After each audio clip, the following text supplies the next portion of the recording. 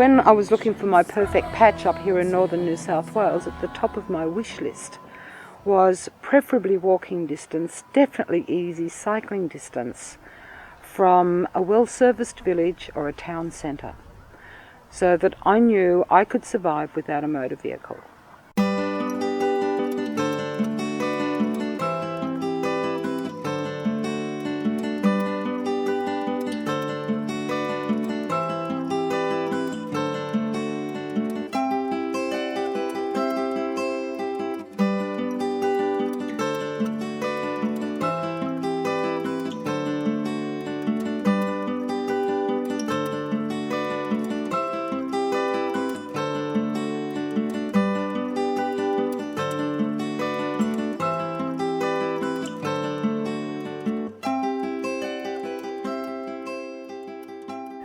So here at Djanbung Gardens, my vision was to create a living landscape so that people could learn permaculture in an environment that walks the talk and bridge the gap between theory and practice, so we can move from a permaculture designed indoor classroom out into this beautiful landscape of, working systems.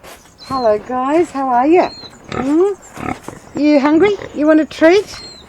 So this is Polly and Pudge, the Permaculture Pigs, and they're our top poo producers for the compost heap. Okay, is it worth sitting for? Oh, this is a very difficult trick for piggies to do, sitting. Come on Polly, you going to sit? Oh yes, Polly's sitting. Good girl. So here we've got the poultry, we've got a turkey there and a couple of meat birds. But these are our layers, and we've got a lovely collection of the old heritage breeds. So a lot of the girls are actually over in the shade, but this is their straw yard, and here they shred up and process the mulch for the garden. And here's Bruno, our beautiful, gorgeous, very well behaved rooster. Composting area here, and a lot of permaculture is about design for convenience, and so we've got the compost here. It's close to the sources of manure. So we've got the piggies, we've got the birds there, we've got the chickens there, and it's right on the pathway to the garden.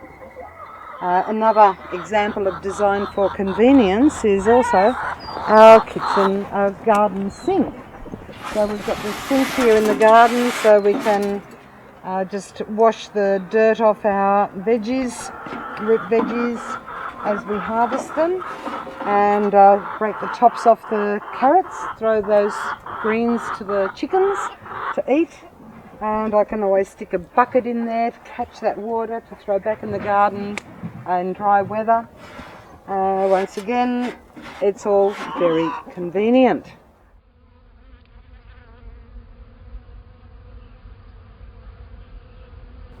We've got our very busy bees here, and on Saturday we'll be harvesting some honey from that. It's spring, there's so many flowers around, and they're just going crazy, just making so much honey.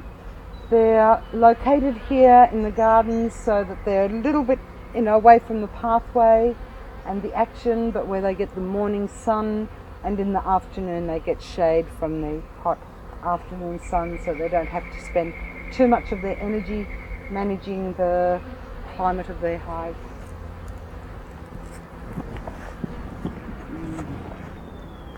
Oh, have a smell. These beautiful aromas. It's amazing. It's one of the few fruits where you still have mature fruit and young fruit and flowers all at once. Isn't that great?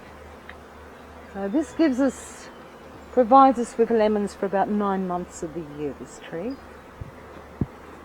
Got our little seedling greenhouse here, so we're starting to raise some seedlings for spring, and also just testing the viability of some of our home harvested seeds. And so we've got our tomatoes coming up, and lots of basils, and here we've got other plants of mainly perennials that are maturing and ready to plant out, some fruit trees and herbs and things like that.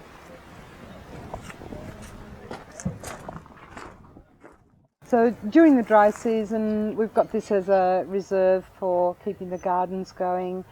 Most of the garden water is collected in a very small dam at the highest point, so it can gravity feed.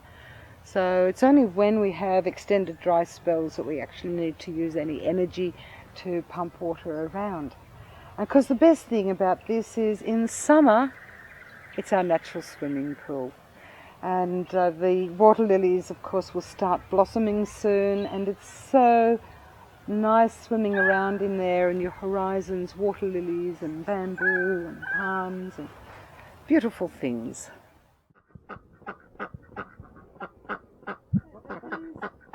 We've got a little flock of ducks, and they eat the weeds and eat the pests and fertilise the trees.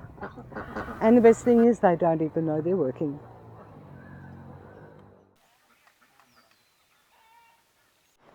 So the training centre building, the main building, is a hexagon. It's earth brick, and we made it with soil on site. It's passive solar designed. It cools beautifully in summer, and in winter we've got the glass bifold doors at the front, so the winter sun comes streaming in to provide natural heating during the daytime. The other systems that we have here, of course, we've got extensive gardens that feed us living on site and cater for courses. For students that live on site and for volunteers and woofers, we've got 3 old railway carriages that we got from Queensland Rail. So it's been a fantastic journey over the last 20 years with this ever unfolding and still more to unfold vision, and all the thousands of people that have come through here and been inspired and empowered and gone away with real skills and knowledge, and making a huge difference in so many different parts of the planet.